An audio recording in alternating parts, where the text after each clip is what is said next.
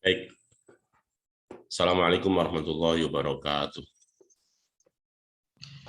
Waalaikumsalam warahmatullahi wabarakatuh. Selamat pagi, salam sejahtera untuk kita semua. Terima kasih teman-teman yang sudah gabung di pertemuan ketiga mata kuliah wawasan kemaritiman. Hari ini kita akan bicara terkait dengan wawasan sejarah kemaritiman Indonesia. Pertemuan sebelumnya kita sudah singgung pengertian dari wawasan Nusantara atau kemaritiman atau maritim. Kemudian kita hubungkan Indonesia sebagai negara kepulauan. Sudah kita sampaikan, nanti di akhir akan kita share PowerPoint itu. Sekali lagi, definisi atau materi-materi tentang wawasan kemaritiman sangat luas, hampir di semua fakultas. Itu ada sebagai corak bahwa Universitas Halus Oleo adalah konsen di bidang penguatan atau pemberdayaan masyarakat pedesaan dan maritim atau pesisir. Sampai-sampai selalu program KKN maupun PKL diusahakan kalau tidak di pesisir, di laut atau di daratan. Selalu dua tipologi masyarakat yang dijadikan sebagai objek atau subjek penelitian atau subjek pendampingan, subjek praktek kuliah lapangan. Sebelum bicara jauh tentang materi hari ini, alangkah baiknya kita mulai dengan berdoa menurut agama dan kepercayaan kita masing-masing. Berdoa dimulai. Baik, terima kasih. Semoga dengan doa kita pagi ini senantiasa Tuhan selalu melindungi kita, menuntun langkah kita, dan tetap semangat dalam aktivitas kita hari ini, berusaha untuk lebih baik dan siap belajar atau siap untuk berusaha lebih baik, lebih berbuat kebaikan terhadap lingkungan. Baik, langsung saja karena kami tidak akan sampai selesai 9.45 karena ada kegiatan. Untuk itu kelompok 1 hari ini tolong disiapkan. Saya akan percepat materi saya. Yang kedua, teman-teman kelompok ini yang akan mempresentasikan, yaitu kelompok 1 atau chapter 1. Itu ada Aditri Saputra, ada Ananda, ada Aryo ya. Ada Aryo. Ada 3 karena yang 1 ternyata tidak ada ya. Intinya target kita adalah buku tentang 9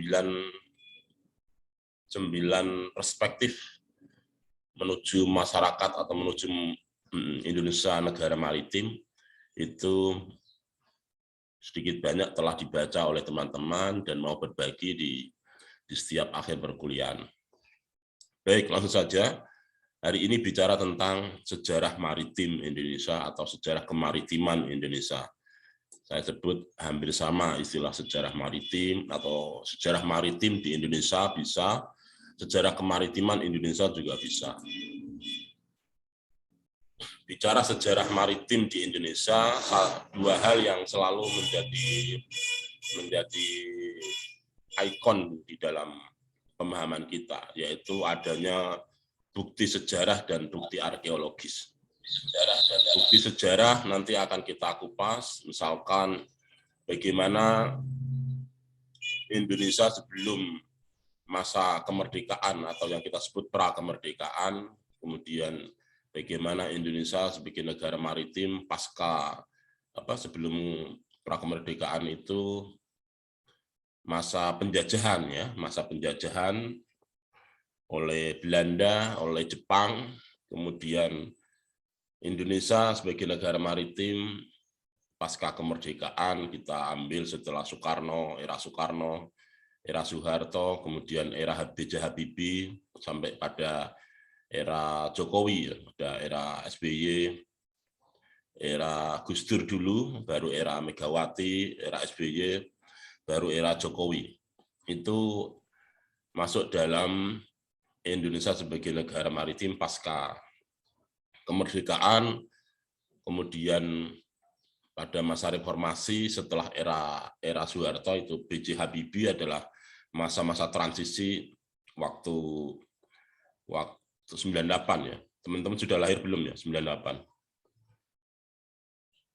98 sudah lahir ya? Belum ya? Hah? Belum? Pak. Belum. Ya, masih belum ya. Ya, 98, 99 saya baru masuk S1 ya. Teman-teman belum. Pak Jalil sekarang 42 ya. Teman-teman paling berapa? 18, 19 ya. Jadi masa Soeharto lengser, dipaksa lengser, itu sebenarnya juga ada bibit-bibit Indonesia sebagai negara maritim. Tetapi kiblatnya atau paradigmanya tidak spesifik tentang paradigma kelautan. Di era Gus Dur baru muncul, era B.J. Habibie sudah ada tetapi tidak jelas ya, istilah saya tidak jelas jenis kelaminnya itu. Apakah paradigma pembangunannya itu paradigma pembangunan kemaritiman, kelautan, atau masih agraris ya, masih pembangunan yang berparadigma atau berorientasi pada pembangunan lewat darat ya. Tetapi mulai era Gus Dur ini sudah ada dibentuknya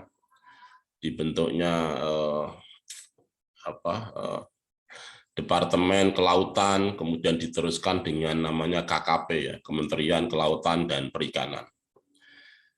Kemudian di era reformasi ya, itu reformasi ya, Gus Dur itu reformasi. Gus Dur, Ibu Mega, Pak SBY itu reformasi.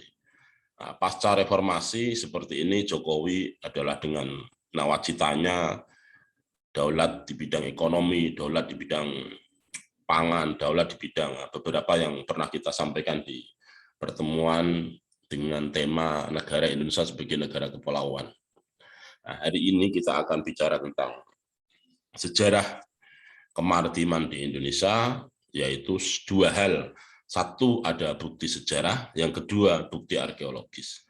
Bukti arkeologis nanti akan disampaikan di lain waktu atau teman-teman cari sendiri, tapi saking banyaknya materi, jadi bukti sejarah seperti yang saya sampaikan. Kita agak cepat saja, nanti biar yang kelompok 2 juga bisa menyampaikan juga. Baik. Kemaritiman Indonesia. Indonesia sebagai negara kepulauan memiliki sejarah yang panjang dalam perkembangannya meraih kemakmuran di ranah maritim. Jadi dahulu sebelum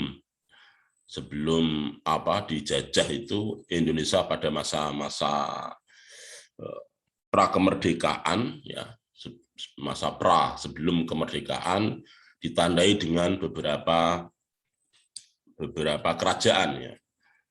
Nah, sebelum ke sana lanjut sini dulu. Berbagai penggunaan kekuatan maupun diplomasi antar kerajaan yang ada di Indonesia waktu itu, sektor maritim dianggap penting untuk masa depan suatu bangsa. Ini pengantar bahwa Indonesia itu sebagai negara kepulauan itu memiliki sejarah panjang dan perkembangannya itu dianggap berhasil melalui ranah-ranah maritim. Kemudian kekuatan atau diplomasi antar kerajaan pada saat itu, sektor maritim ini memang dianggap penting, dianggap fondasi yang paling kuat untuk mensejahterakan warga saat itu. Nah, di sini selalu kita tandai yang namanya pra-kemerdekaan, yaitu di masa-masa kerajaan. Sebelum masuknya era modern, kehidupan nenek moyang kita, kehidupan leluhur kita, itu tergantung pada sektor pertanian atau hal-hal yang bersifat agraris. Ini adalah paradigma pembangunan yang orientasinya darat, seperti nanti di era Pak Soeharto, era Mbah Harto ya. Selalu kiblatnya atau paradigmanya adalah paradigma agraris. Ini sebelum masuk era modern, itu memang agraris. Kemudian macam sumber, kita memiliki sumber daya alam yang melimpah. Kemudian seperti yang saya sampaikan di awal, Indonesia ini ibarat gadis itu, gadis yang cantik, tinggi, sempurna ya. Sempurna, terus komunikatif, persis kayak pramugari itu. Kalau kita pernah naik pesawat itu seperti pramugari itu yang sudah cantik, tinggi, sempurna ya, menurut saya ya, sempurna. Sudah cantik, mau bicara, menyapa hangat ya. Berbeda dengan cantik-cantik yang lain. Kalau di pesawat itu luar biasa. Nah, Indonesia itu diibaratkan seperti itu. Artinya sumber daya alamnya melimpah, maka banyak negara penjajah yang satu sisi ingin menduduki Indonesia, mengambil hasil kekayaan alam yang ada. Termasuk sampai hari ini, kita ini kaya dengan sumber daya alam, tambang kita, nikel kita ya. Di sekitar kita ini banyak, di Kolaka, di Morosi, di Morowali. Ya. Itu aset-aset atau sumber daya alam kita yang masih menjadi idola investor-investor asing. Sejarah menyebutkan bahwa zaman kerajaan kemaritiman di Indonesia memiliki pengaruh yang besar untuk kehidupan nenek moyang kita. Jadi nanti kita awal dengan prakemerdekaan adalah munculnya beberapa kerajaan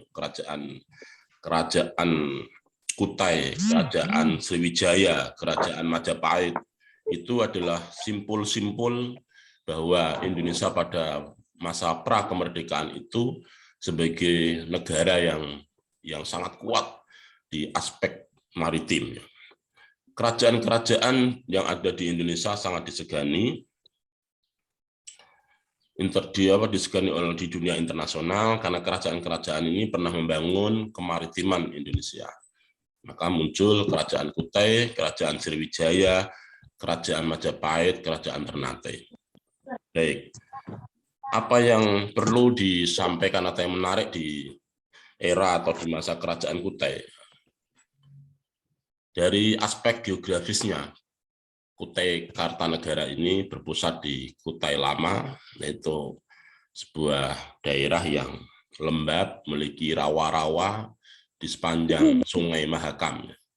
Posisi kerajaan ini menjadi strategis karena mampu mengontrol lalu lintas perdagangan. Jadi setiap perdagangan dari dan menuju itu selalu melewati Sungai Mahakam.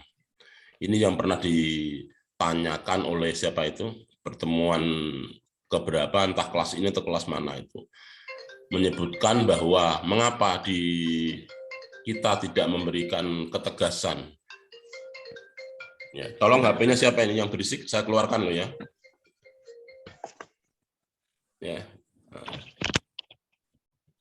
Jadi termasuk yang bicara sendiri, nanti akan saya keluarkan kalau tidak bisa menjaga. Oke ya.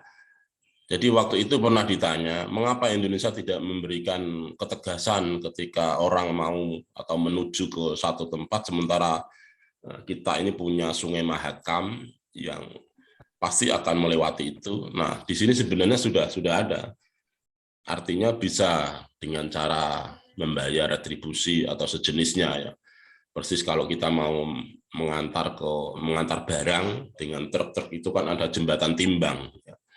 Nah, sebenarnya di Kutai ini punya yang namanya rawa-rawa sepanjang Sungai Mahakam.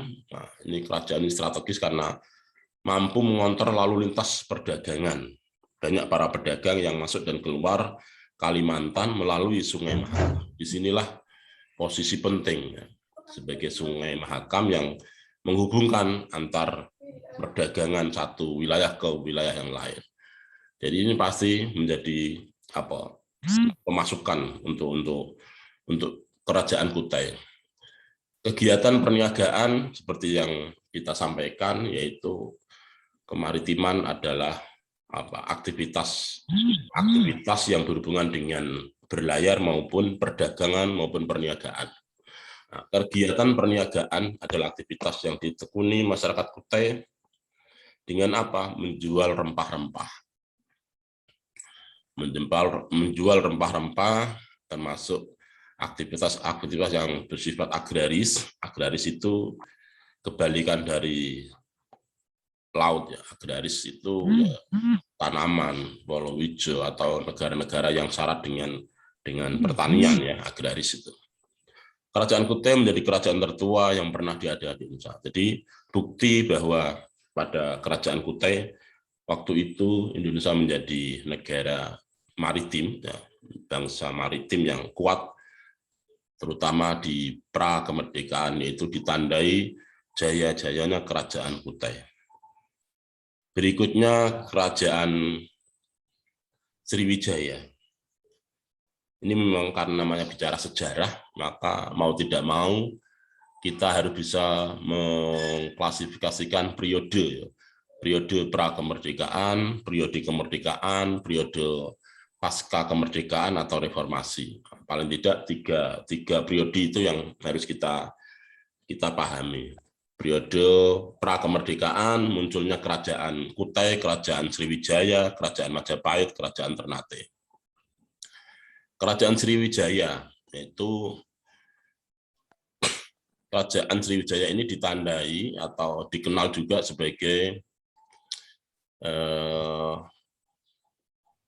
kerajaan yang terbesar ya, yaitu disebut sebagai Nusantara, terutama pada abad 7 Masehi sampai 14 Masehi.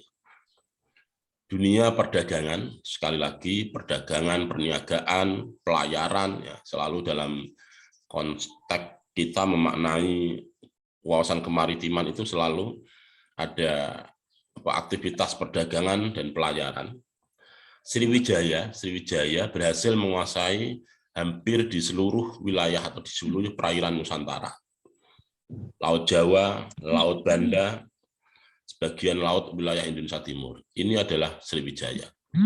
Sriwijaya juga menjadi kuat karena mampu membangun hubungan dagang dengan India, Myanmar, Malaysia, Thailand, Kamboja, Cina, dan Filipina. Ini tentu sejarah. Artinya sekarang mungkin bisa berkembang lagi, termasuk di negara-negara yang tergolong di Asia.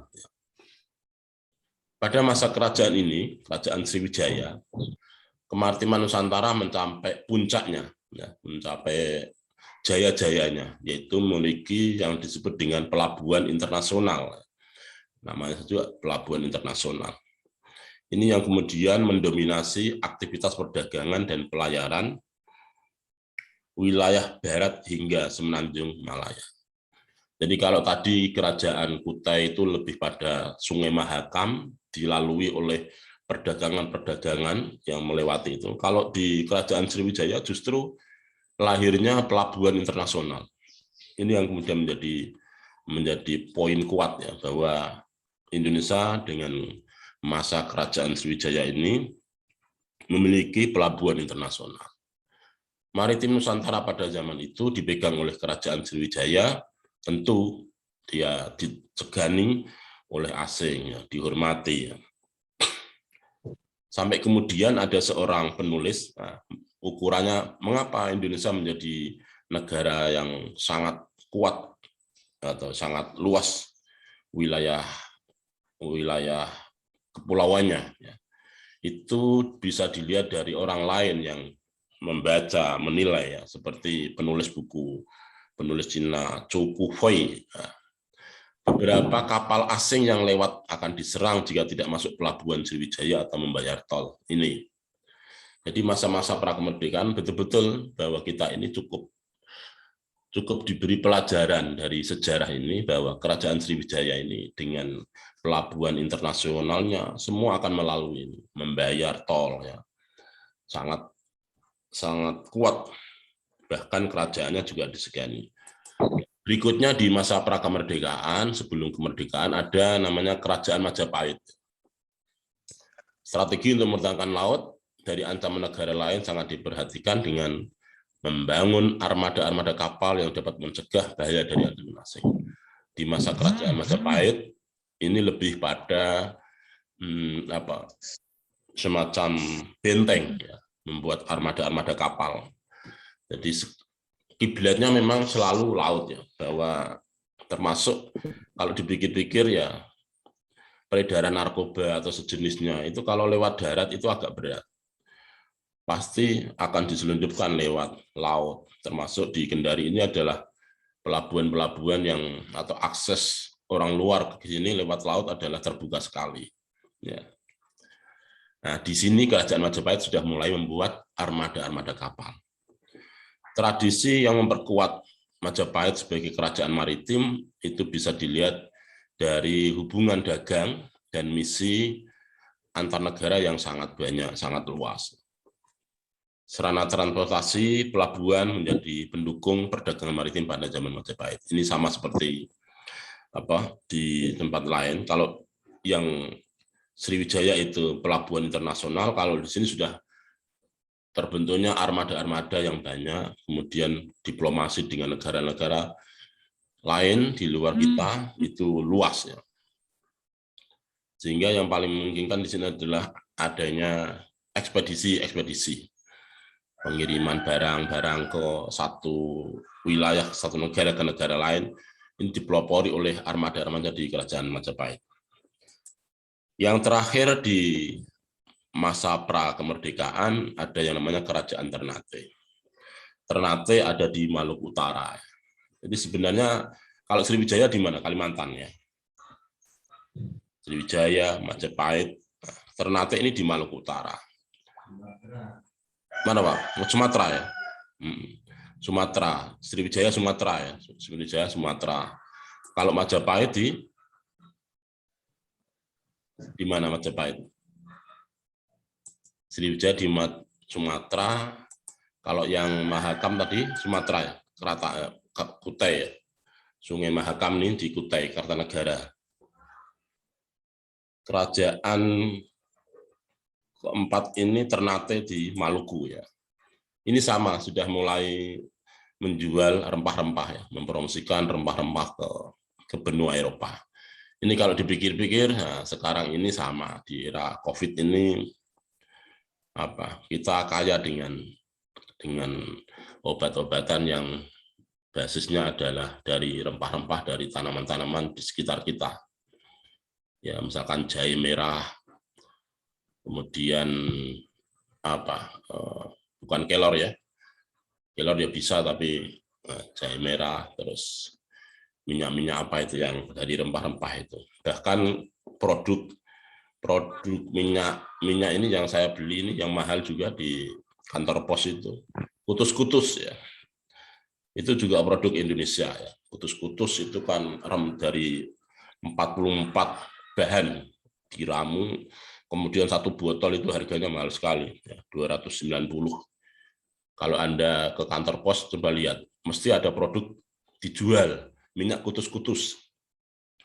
Padahal hanya 230 ml, harganya ada 290. Itu dilihat itu kandungan bahan rempahnya luar biasa. Nah, ternyata di sini Kerajaan Ternate juga demikian. Kerajaan Ternate juga sudah membangun atau sumber daya alam yang ada itu dikembangkan secara maksimal. Sehingga di sini sudah muncul yang namanya di Kerajaan Ternate ini muncul bangsa atau disebut sebagai bangsa bahari, yaitu bangsa laut yang memiliki tadi beberapa kapal ya, kapal yang sudah disiapkan untuk menuju pulau-pulau kecil. Baik, ini yang pertama. Jadi sejarah Indonesia sebagai negara maritim, satu pada masa pra-kemerdekaan itu ditandai dengan 4 kerajaan yang jaya waktu itu.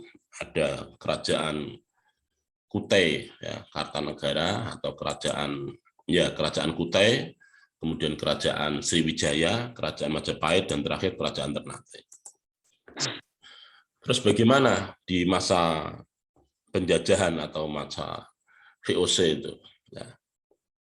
Di masa penjajahan Belanda ini dikategorikan dalam 2 periode. Ya. Periode 1602 sampai 1799 dan periode 1800 sampai 1942.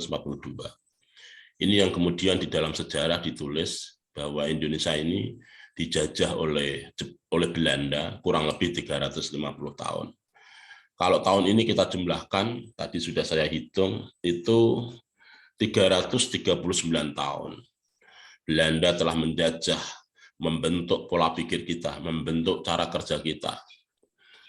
Seperti pemalas, ya. Sampai-sampai coba dulu dijajah Inggris, berbeda dengan cara kerjanya Inggris dengan Belanda. Jadi kalau dihitung 1602 sampai 1799 itu sekitar berapa? Sekitar ya kalau dijumlah total jadi 339 tahun. Lalu dalam sejarah kita dijajah Belanda sekitar 350 tahun. Periode pertama di masa penjajahan Belanda ini yang 1602 sampai 1799, tentu Indonesia di bawah persekutuan dagang Belanda, artinya mau tidak mau dikendalikan oleh Belanda. Sampai kemudian pada tahun 1600 dibentuk persekutuan. Sekutu ini sebenarnya baik, namanya sekutu itu berteman, berkawan, hanya lebih dicurangi begitu ya. Namanya persekutuan itu mereka lebih dominan, sehingga yang muncul adalah tidak persekutuan selaras, tetapi Belanda mendominasi. Misalkan hasil penyatuan atau beberapa serikat dagang itu dibentuk oleh Belanda dengan sebutan VOC ini. Verenigd Oost-Indische Compagnie, VOC ya. VOC terkenal dengan ya itu masa penjajahan Belanda. Jadi ada dua periode itu, 1602 sampai 1700. Kemudian periode berikutnya Nusantara mulai mengalami kemunduran setelah lahirnya atau masuknya serikat dagang dari VOC ini ya. Jadi tadi kan jaya ini kita, prakemerdekaan jaya, kerajaan-kerajaan kita luar biasa. Setelah masuk di era penjajahan Belanda, kita menjadi Nusantara itu menyebut adalah termasuk di wilayah kita. Mengalami kemunduran akibat serikat dagang yaitu VOC Belanda. Halo, Assalamualaikum Kak. VOC mengandalkan kekuatan Kak, militer. masuk. Kita Halo. masuk wawasan kemaritiman. Halo.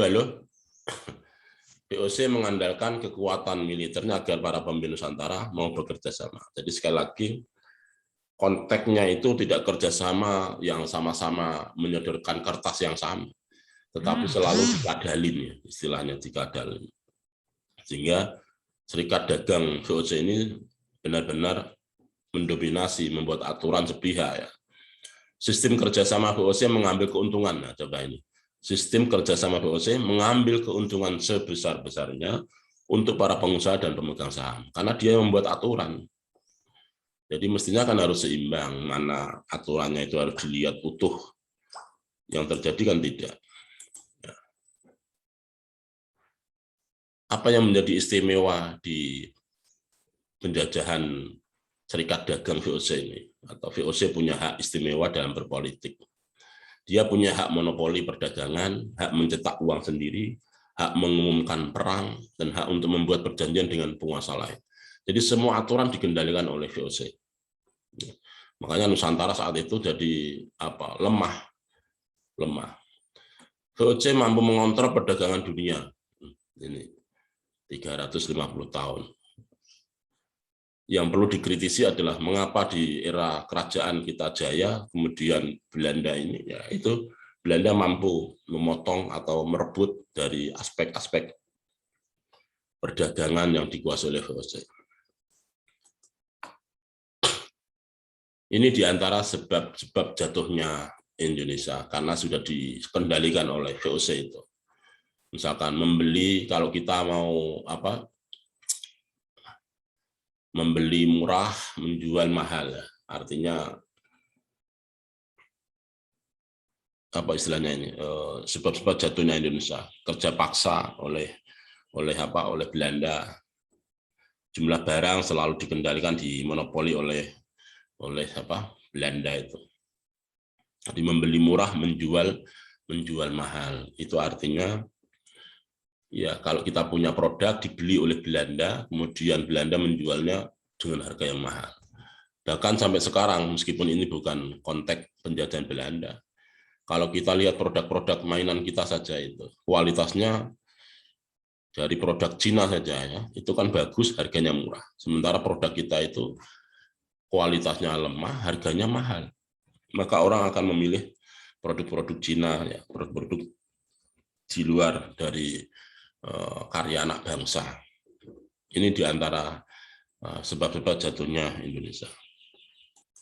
Kemudian, nah ini VOC dibubarkan setelah terjadi atau indikasi korupsi yang merajalela di beberapa pegawainya. Jadi sempat dia kolab ya, terlepas dari memang ada oknum yang korupsi, kemudian dibubarkan di tahun 1799.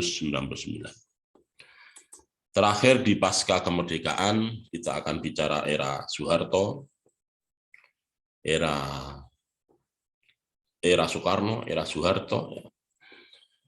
Pasca kemerdekaan, setelah 1945 ya berarti, laut tidak hanya sebagai sumber, sekaligus laut itu menjadi penghubung antar wilayah, antar negara.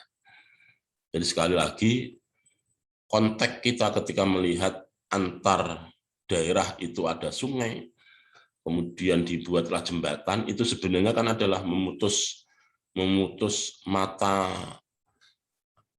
transportasi. Transportasi kalau darat itu lama, ongkos bensinnya lama, banyak. Maka dengan membuat jembatan, penyeberangan, itu sebenarnya kan di sini. Maka laut itu tidak hanya sebagai sumber kehidupan, sekaligus dia menjadi penghubung antar negara satu, antar wilayah satu dengan wilayah lain.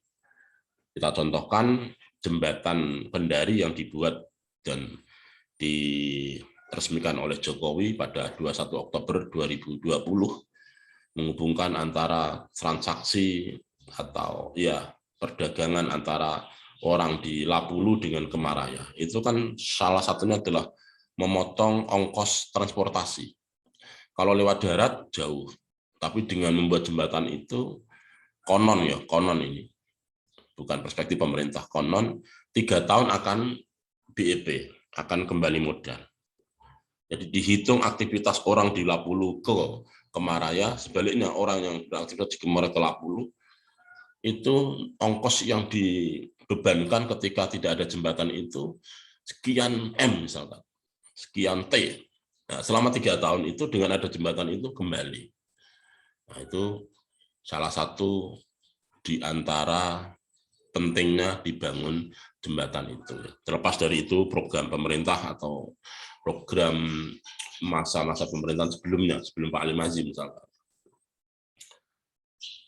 Setelah mengalami sejarah panjang, maka di tahun 45 pemerintah Indonesia mulai membangun kembali budaya maritim yang pernah ada, terutama membayangkan seperti era-era kerajaan masa itu. Pemerintah Indonesia berkewajiban melindungi, menjaga setiap kekayaan alam laut. Ini seperti yang saat ini kita bisa menikmati kemerdekaan, ya hidup bisa damai, bisa bekerja asal antar hak dengan hak yang lain dihormati, saling dijaga. Era Presiden Soekarno itu ditandai dengan adanya pulau-pulau di dalamnya, yaitu segala perairan di sekitar, di antara, dan yang menghubungkan pulau-pulau di dalamnya tidak memandang luas atau lebarnya merupakan wilayah NKRI. Jadi Pak Soekarno dengan tegas menyampaikan bahwa deklarasi Juanda,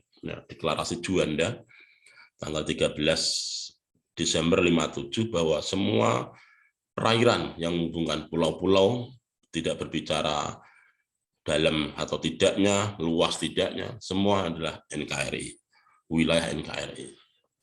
Maka di konvensi PBB tentang hukum laut, ini baru kita tahu dari sini, yaitu UNCLOS ya, 1982, atau yang disebut dengan konvensi PBB tentang hukum laut, pernah kita sampaikan bahwa mengapa kelautan atau laut itu menjadi luas maknanya daripada maritim. itu di sini, karena hukum laut memang secara spesifik tidak membahas tentang laut, tetapi lebih ke maritim. Bentuk pengakuan formal dari dunia terhadap kedaulatan NKRI sebagai negara kepulauan dan mulai berlaku sebagai hukum positif sejak November 94. Jadi Indonesia sebagai negara yang memiliki kedaulatan itu telah direstui atau disetujui oleh Konvensi PBB tentang hukum laut di tahun 94. Baik, di era Soeharto. Di era Soeharto sudah banyak atau muncul kebijakan-kebijakan yang orientasinya adalah laut. Meskipun di dalam implementasinya tidak sampai seperti yang era Gus Dur ya. Era Gus Dur sudah muncul teknis cara mengoperasikan atau aturan teknis di undang-undang. Di sini Soeharto sudah membuat kebijakan yang orientasinya jelas ya. Ada undang-undang tentang perikanan, undang-undang tentang ratifikasi konvensi PBB hukum laut, undang-undang tentang konvensi sumber daya alam hayati, undang-undang tentang keimigrasian, ya, undang-undang tentang pelayaran, itu sudah ada semua. Di masa Soeharto, pembangunan Indonesia saat itu berorientasi di darat. Nah ini, jadi Pak Harto masih menganggap paradigma pembangunannya adalah agraris, bukan maritim atau laut. Meskipun undang-undangnya sudah banyak ini. Nah, di situ dianggap belum menunjukkan bahwa kebijakan Pak Harto adalah kebijakan yang orientasinya adalah laut atau maritim, tetapi masih agraris. Di era reformasi atau B.J. Habibie, mulai dari era B.J. Habibie, meskipun ini sebenarnya masa transisi. Deklarasi Bunaken, inti dari deklarasi ini adalah peluang, tantangan, dan harapan untuk masa depan persatuan, kesatuan, dan pembangunan bangsa Indonesia. Jadi laut merupakan, nah ini sudah diperjelas oleh Pak B.J. Habibie, laut merupakan peluang, tantangan, dan harapan untuk masa depan persatuan, kesatuan, dan pembangunan bangsa Indonesia. Sehat dan tidaknya tergantung laut itu mau diapakan. Ini di era B.J. Habibie. Lanjut di era Gus Dur, mulai muncul Departemen Kementerian Kelautan dan Perikanan, terbentuknya Dewan Maritim Indonesia, kemudian dilanjutkan oleh era Megawati dengan menunjuk Rohmin Dahuri ya, Rohmin Dahiri apa profesor siapa itu yang di laut, ini sama, dia sudah memunculkan, ya.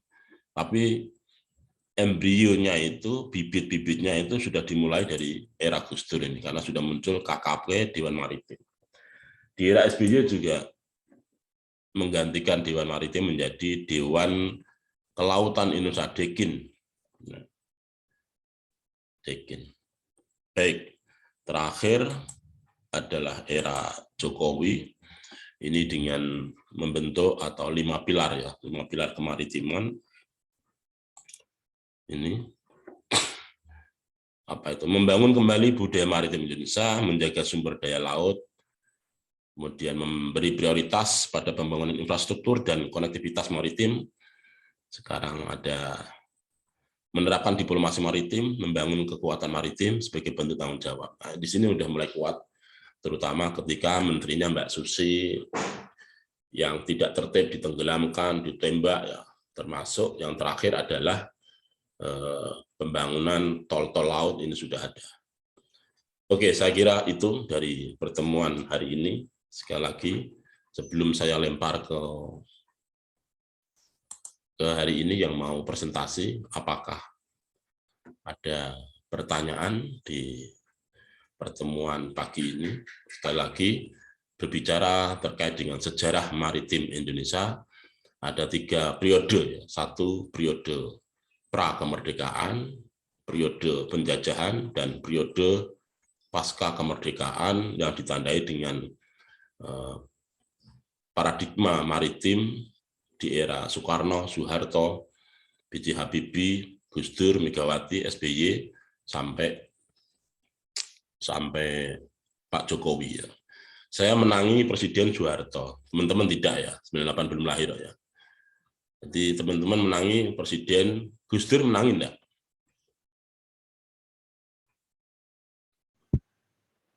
Halo? Halo. Menangi enggak? Menangi itu bertemu enggak masanya Gus Dur, Presiden Gus Dur? Tidak. Tidak. Ya, masih muda sekali ya sampean. Berarti di masanya Megawati ya? Tidak juga? Tidak, Pak. Tidak, Pak. Tidak, Pak. Ya, Megawati tidak. Berarti SBY pertama? SBY saja, Pak. Tidak, Pak. Iya, Pak. Kelas berapa itu? Kelas berapa berarti? Atau Kelas- umur ya? SD, Pak. SD ya? Oh, Iya, Pak. iya, di situ. Oke. Ini dari saya. Selanjutnya langsung saja tidak usah bertanya karena kita bagi-bagi waktu. Yang presentasi